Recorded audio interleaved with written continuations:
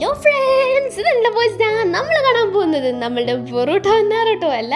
അപ്പോൾ നമ്മളുടെ ബൊറൂട്ടോ അല്ല നാരുട്ടോ അല്ല പുതിയൊരു ആനിമി നമ്മൾ സ്റ്റാർട്ട് ചെയ്തേക്കാണ്. ബൊറൂട്ടോ തീർന്നു പോയിരിക്കുന്നു എന്ന സത്യം നമ്മളുടെ കൂട്ടുകാർ പലരും മനസ്സിലായിട്ടില്ല. അപ്പോൾ നമ്മുടെ ബൊറൂട്ടോയുടെ ഇതുവരെ റിലീസ് ആയിട്ടുള്ള എല്ലാ എപ്പിസോഡ്സും നമ്മൾ ചെയ്ത് കഴിഞ്ഞു കേട്ടോ. അപ്പോഴത്തേക്കും ഇനി അടുത്ത ആനിമിയാണ് നമ്മളിപ്പോൾ ചെയ്യാൻ പോകുന്നത് കേട്ടോ.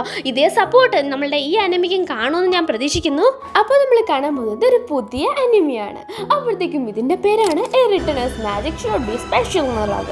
അപ്പോൾ ഇതെങ്ങനെയാണെന്ന് ചോദിച്ചാൽ ആദ്യം കുറച്ച് ലാഗായിട്ടൊക്കെ പോകുമെങ്കിലും പിന്നെ അങ്ങോട്ട് മാസ്മരിക എപ്പിസോഡുകളാണ് വരാൻ പോകുന്നത്.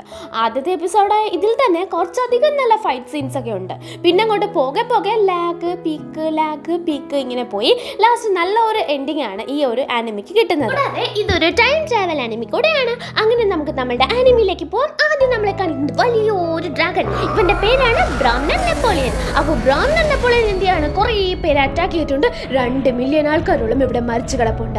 അപ്പോഴത്തേക്കും ഇനി 6 പേരാണ് ഇവനോട് ഫൈറ്റ് ചെയ്യാനായിട്ട് ബാക്കി നിൽക്കുന്നത്. അങ്ങനെ ബ്രാഹ്മണൻ നെപ്പോളിയൻ ഈ 6 പേരോട് ഫൈറ്റ് ചെയ്തോണ്ട് നിൽക്കുകയാണ്. ഈ 6 പേര് നമുക്ക് പറഞ്ഞു തരാണ് എന്താണ് ഇവിടെ ഉണ്ടായത്, എങ്ങനെയാണ് ഈ ബ്രാഹ്മണൻ നെപ്പോളിയൻ എന്ന് പറയുന്ന ഡ്രാഗൺ ഇവരുടെ മുന്നിലേക്ക് വന്നത്, മൊത്തത്തിലുള്ള സംഭവത്തിന്റെ കിടപ്പുവശം.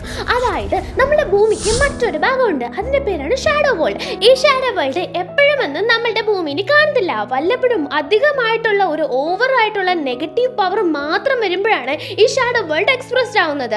അതിനകത്ത് ഏറ്റവും വലിയ നെഗറ്റീവ് പവറാണ് ഈ ബ്രാഹ്മണർ നെപ്പോളിയൻ. ഇവനെ തോൽപ്പിക്കുക എന്ന് പറയുന്നതാണ് ഏറ്റവും വലിയ ടാർഗറ്റ്.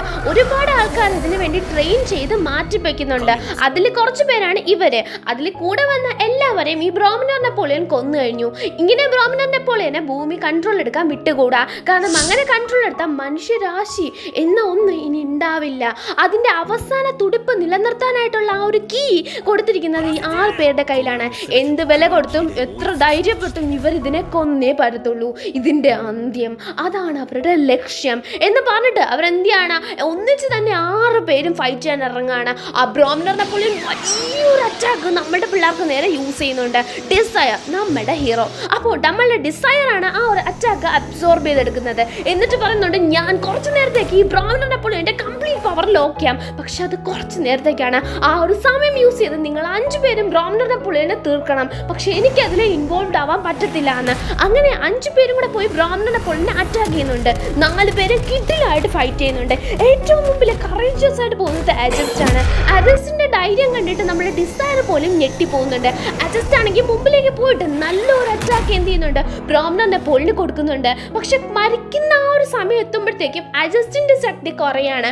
അത് കാരണം തന്നെ ബ്രാഹ്മണർ നെപ്പോളിയൻ രക്ഷപ്പെടാനായിട്ട് പോവാണ്. അപ്പോൾ സോഡ് ആണ് അജസ്റ്റിന് ശക്തി കൊടുത്ത് 2 പേരും ചേർന്ന് എന്ത് ചെയ്യുന്നത്, നമ്മുടെ ബ്രാഹ്മണർ നെപ്പോളിയനെ തീർക്കുന്നത്.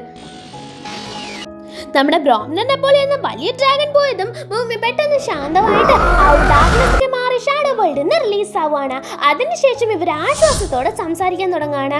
ഓരോരുത്തർക്കും വീട്ടിൽ പോയാൽ മതി. ആജസ് പറയണം ഉറപ്പായിട്ടും വീട്ടിൽ പോകാൻ ഇന്ന് സാധിക്കുമെന്ന്. അപ്പോഴത്തേക്കും ഡിസയർ പറയാണ് എവിടെയാണ് എൻ്റെ വീട്, ഇത് തന്നെ അല്ലയോ എൻ്റെ വീട്, എവിടെയാണ് എൻ്റെ ബന്ധുക്കൾ എന്നൊക്കെ. അപ്പോൾ റാഫേൽ പറയാണ് ഞാൻ എത്ര കഷ്ടപ്പെട്ടും ഇന്ന് വീട്ടിൽ പോകുന്നു. അതേസമയം ഓരോരുത്തരും ഈ നടന്ന ഫൈറ്റിനെ പറ്റിയിട്ടും എത്ര നാളായിട്ട് അവർ ഇതിനു വേണ്ടിയിട്ട് കാത്തിരിക്കുന്നു, എത്ര നാളായിട്ട് ഈ നല്ലൊരു ശ്വാസം ഇങ്ങനെ ശ്വസിക്കാനായിട്ട് കാത്തിരിക്കുന്നു, എത്ര നാളായിട്ട് ഈ ഒരു ഇരുട്ട് മാറാൻ കാത്തിരിക്കുന്നു എന്ന് പറയാണ്.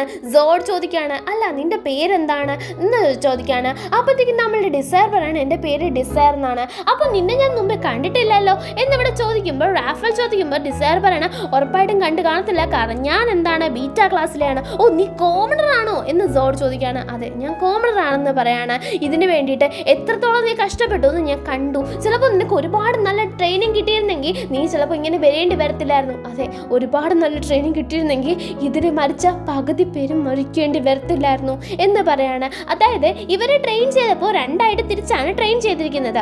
ഒന്ന് ആൽഫ ക്ലാസ്സും ഒന്ന് ബീറ്റ ക്ലാസ്സും. ആൽഫ ക്ലാസ്സിലെ റിച്ച് ആയിട്ടുള്ള ആൾക്കാരെയും ബീറ്റ ക്ലാസ്സിലെ കോമണേഴ്സിനെയാണ്. റൊമാൻറ്റിക് മാത്രമല്ല ഒരുപാട് വേണ്ടപ്പെട്ടവരെ നമ്മൾ ഡിസയറിന് മരിച്ചുപോയി. അവൻ്റെ ഫ്രണ്ട്സ് ഒരുപാട് പേര് മരിച്ചു. ഇതിനകത്തുള്ള ഏകദേശം 2 മില്യൺ 1.6 മില്യണോളം ആൾക്കാരെ മരിച്ചു. അപ്പോൾ ഫ്രൈസല പറയാണ് നീ നന്നായിട്ട് തന്നെ ഫൈറ്റ് ചെയ്തു ഡിസയർ, നീ ഉള്ളത് കൊണ്ടാണ് ഈ ഫൈറ്റ് നമുക്ക് ജയിക്കാൻ പറ്റിയെന്ന്. നീയും നന്നായിട്ട് തന്നെ ചെയ്തു, നിന്റെ ഷീൽഡ് നന്നായിരുന്നു എന്ന് സോഡ് പറയാണ്. അപ്പോൾ ഫ്രൈസല പറയാണ് എൻ്റെ ഷീൽഡ് മാത്രമേ നന്നായിട്ടുണ്ടായിരുന്നുള്ളൂ, പക്ഷെ പകുതി ഈ സംഭവം ചെയ്തത് നമ്മളുടെ ആരാണ്, നമ്മളുടെ ഡിസയർ ആണെന്ന രീതിയിൽ പറയാണ്. അപ്പോഴത്തേക്കും നമ്മളുടെ റാഫേൽ പറയാണ് എങ്ങനെയെങ്കിലും പുറത്തു പോയാൽ മതി. അല്ല പുറത്തു പോയിട്ട് നിങ്ങളുടെയൊക്കെ പ്ലാൻ എന്താ ഇങ്ങനത്തെ ഡള്ളായിട്ടുള്ള കാര്യങ്ങൾ ആലോചിക്കാത്ത? ഇനിയുള്ള ഫ്യൂച്ചർ ആലോചിക്കാൻ. പുറത്ത് പോയിട്ട് എന്താ പ്ലാൻ ചെയ്യുക, എന്താ ചെയ്യേണ്ടെന്ന് അറിയത്തില്ലെന്ന് ഡൊണാവൻ പറയാണ്. അപ്പൊ നമ്മളുടെ ഡൊണോവൻ അങ്ങനെ പറയാനുള്ള കാരണം എന്താന്ന് വെച്ചാൽ ഇനി ആരും തന്നെ പുറത്തില്ല, ഒരു സോൾജേഴ്സും ഇല്ല, അവർ ട്രെയിൻ ചെയ്യാനും പറ്റത്തില്ല. ഇനി ഒരിക്കലും ഇങ്ങനൊരു വേൾഡ് ഉണ്ടാവാൻ പാടില്ല. ഇത് വലിയ ദുഷ്ടശക്തിയാണ് എന്ന് സോഡ് പറയാണ്. അതിനു വേണ്ടിയിട്ട് ഞാൻ ഒരുപാട് ഗവേഷണം ചെയ്യും, പഠിക്കും, തടയാനായിട്ട് ഞാൻ ശ്രമിക്കും എന്ന് പറയാണ്. അതേസമയം ഡിസൈറിനോട് ചോദിക്കുകയാണ്, നിന്റെ ആഗ്രഹം എന്താണ്? എനിക്ക് ഒന്നും തന്നെ ആഗ്രഹിക്കാനില്ല, എനിക്ക് എന്ത് ചെയ്യണമെന്ന് അറിയത്തില്ല. ഇവിടെ ഇപ്പോൾ ആരാണ് ബാക്കിയുള്ളതെന്നോ നമ്മൾ തിരിച്ച് എങ്ങോട്ടാണ് പോകാൻ പോകുന്നതെന്നോ പോകുമോ ഒന്നും എനിക്ക് അറിയത്തില്ലെന്ന്. അപ്പോൾ ഡൊണോവൻ പറയാണ്, ഇതൊക്കെ എനിക്ക് മരിച്ച ആൾക്കാരുടെ വീട്ടിലേക്ക് എത്തിക്കണം, അത്രയും പ്രീഷ്യസ് ആയിട്ടുള്ള സാധനമാണിതെന്ന്, അവരുടെ മെമ്മറിക്ക് വേണ്ടി വെച്ചേക്കുന്ന സാധനമാണ് കേട്ടോ. ഇത് കേട്ട് സോഡ് പറയാണ്, ഒരിക്കലും ഇനി ഒരു ഷാഡോ വേൾഡ് കൂടെ ഈ ഭൂമിക്ക് താങ്ങാൻ പറ്റത്തില്ല, അത് തടയാനായിട്ടുള്ള എന്ത് പഴിയും ഞാൻ ചെയ്യും എന്ന്. അങ്ങനെ തന്നെ ചെയ്തോളൂ, അതൊരു പ്രശ്നമല്ല എന്ന് റാഫേൽ പറയുമ്പോൾ ഇവിടെ ഡിസൈർ റൊമാൻറ്റിക് ചെയ്യാൻ ആലോചിക്കുകയാണ്. അവൾ മരിക്കുന്ന സമയം പറഞ്ഞിരുന്നു, എൻ്റെ ഗ്രേവ് യാർഡായിട്ട് മാറിയേക്കാണോ ഈ ഭൂമി, ഞാൻ മരിച്ചു പോവാണോ എന്ന്. അപ്പോഴത്തേക്കും അത് ഓർത്തിട്ട് ഇവിടെ നമ്മളെ ഡിസൈറിന് സഹിക്കാൻ വയ്യ, അവൻ്റെ മടിയിൽ കിടന്നാണ് അവൾ മരിച്ചത്, അവളുടെ സാക്രിഫൈസ് ഇപ്പോൾ വെറുതെ ആയി പോയില്ലല്ലോ എന്നൊരു ആശ്വാസം മാത്രം എന്ന് ഓർക്കുമെന്ന സമയത്താണ് എന്തോ ഒരു വലിയ കത്തുന്ന ശബ്ദം കേൾക്കുന്നത്. സൗണ്ട് കൂടാൻ തുടങ്ങി. തിരിഞ്ഞു നോക്കുമ്പോൾ ഡ്രാഗന്റെ ഹൃദയഭാഗമാണ് കത്തുന്നത്. അപ്പോഴത്തേക്കാണ് സോഡ് പറയുന്നത്, ഡ്രാഗന് യഥാർത്ഥത്തിൽ മറ്റൊരു ശക്തി കൂടെ ഉണ്ട് എന്ന് ഞാൻ ബുക്കിലൊക്കെ വായിച്ചിട്ടുണ്ട്, അതാണ് അതിൻ്റെ ഹൃദയത്തിൻ്റെ ശക്തി. ഒരു ബ്ലഡ് വെച്ചിട്ട് മാത്രമല്ല ഒരു ഡ്രാഗൻ ഉണ്ടാക്കിയിരിക്കുന്നത്, ഒരു മാജിക്കൽ പവർ കൂടെ വെച്ചിട്ടാണ്. അപ്പോൾ മാജിക്കൽ പവർ ലാസ്റ്റ് മൊമെന്റിൽ പിന്നെ ബ്ലാസ്റ്റ് ആയി ഭൂമിയെ തന്നെ മുഴുവനായിട്ട് നശിപ്പിക്കും. ആ ഒരു പവർ മുന്നേ തന്നെ നശിപ്പിച്ചില്ല എങ്കിൽ എന്ന് ഞാൻ വായിച്ചിട്ടുണ്ട്. പക്ഷെ അത് ശരിയാണോ തെറ്റാണോ എന്ന് എനിക്ക് അറിയില്ലായിരുന്നു എന്ന് സോഡ് പറയാണ്. ഇത് മുമ്പേ തന്നെ പറയണ്ടായിരുന്നോ എന്ന് ഡൊണോവൻ പറയുമ്പോൾ എനിക്കറിയില്ലായിരുന്നു, ഞാൻ മുമ്പ് ഇങ്ങനെ ഒരു ഡ്രാഗനോട് ഫൈറ്റ് ചെയ്തിട്ടില്ല എന്ന് റാഫേൽ പറയാണ്. അപ്പൊ എല്ലാവർക്കും ഹാപ്പി ഡെത്ത് ആനിവേഴ്സറി എന്ന്. കാരണം എന്താന്ന് വെച്ചാൽ ഇത് പൊട്ടിത്തെറിച്ചാൽ മരിക്കുമെന്നത് ഉറപ്പാണ്. അങ്ങനെ എല്ലാവരും ഒന്നിച്ച് ആ ഒരു മരണം കാത്തു തന്നെ നിൽക്കുകയാണ്. എന്നാലും ഭൂമി വലിയ രീതിയിൽ നശിക്കാതിരിക്കാൻ അവരൊരു ഷീൽഡായിട്ട് മാറുന്നുണ്ട്.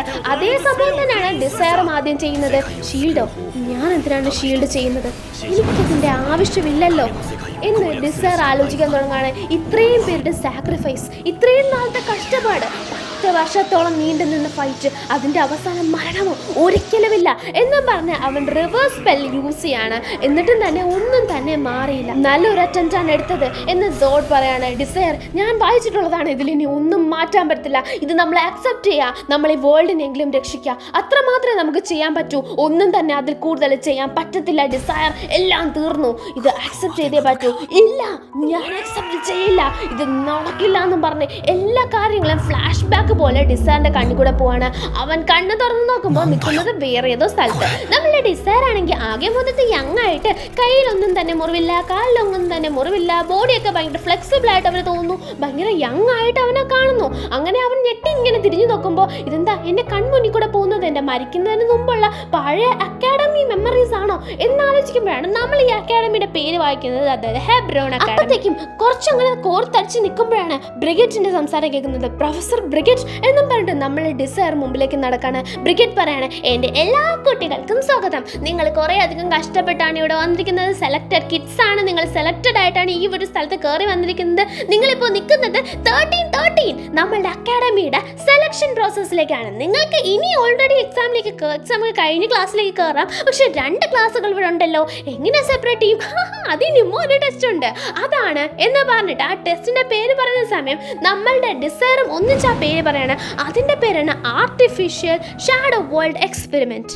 ഇതിൽ നിങ്ങൾക്ക് പരിക്കൊന്നും തന്നെ പറ്റാൻ പോകുന്നില്ല, കാരണം ഇത് ആർട്ടിഫിഷ്യൽ ആയിട്ടുള്ള ഷാഡോ വേൾഡ് എക്സ്പെരിമെന്റ് ആണ്. നിങ്ങൾക്ക് അവിടെ പരിക്ക് പറ്റും, പക്ഷെ ആ പരിക്കൊന്നും നിങ്ങളുടെ ദേഹത്ത് പറ്റാൻ പോകുന്നില്ല, പ്രശ്നമൊന്നുമില്ല, നിങ്ങൾ പേടിക്കാനൊന്നുമില്ല, എല്ലാവരും ആ എക്സ്പെരിമെന്റിന് പ്രിപ്പയർഡ് ആയിട്ട് നിങ്ങൾക്ക് നിങ്ങളുടേതായിട്ടുള്ള കോച്ചസ് വരും എന്ന് പറയാണ്. അതിനുശേഷം എന്താണ്, ബ്രിഗറ്റ് പോവാണ്. അത് കേട്ട് ഡിസൈർ ആകെ ഡിസപ്പോയിന്റഡ് ആവുകയാണ്. കാരണം എന്താണെന്ന് വെച്ചാൽ ഈ സംഭവമൊക്കെ ഫേസ് ചെയ്ത് ഓരോ ക്ലാസ്സിൽ കയറി അവിടെ നിന്ന് 3 വർഷം കഴിഞ്ഞ് അവരൊരു എന്താണ് യഥാർത്ഥ ഷാഡോ വേൾഡിനോട് ഫൈറ്റ് ചെയ്ത് 10 വർഷത്തെ കഷ്ടപ്പാട് കൊണ്ട് ആ വേൾഡ് അവസാനിപ്പിച്ച് ഇത്രയും പേരുടെ സാക്രിഫൈസ്, കഷ്ടപ്പാട്, ട്രെയിനിങ്, എഫേർട്ട് എല്ലാം വേസ്റ്റായി എന്ന് ഡിസയർ ആലോചിക്കുകയാണ്. അവൻ എന്ത് ചെയ്യണമെന്ന് അറിയാൻ വയ്യ, എന്തിനാ ഞാൻ തിരിച്ചു വന്നതെന്നും അറിയത്തില്ല. അങ്ങനെ അവൻ അക്കാഡമിയുടെ ഫ്രണ്ടിൽ പോയിട്ട് ഒന്നും അറിയാതെ എന്ത് ചെയ്യണമെന്നറിയാതെ നല്ല പുകഞ്ഞിരിക്കുമ്പോഴാണ് ഒരാൾ വന്നിട്ട് നമ്മൾ ഡിസയറിനെ വിളിക്കുന്നത്. അവളുടെ പേരാണ് റെഡോറിയ. അപ്പോൾ റെഡോറിയാണ് നമ്മൾ ഡിസയറിന് വേണ്ടിയിട്ട് ഗൈഡായിട്ട് ഇവിടെ ചൂസ് ചെയ്യപ്പെട്ടിരിക്കുന്നത്.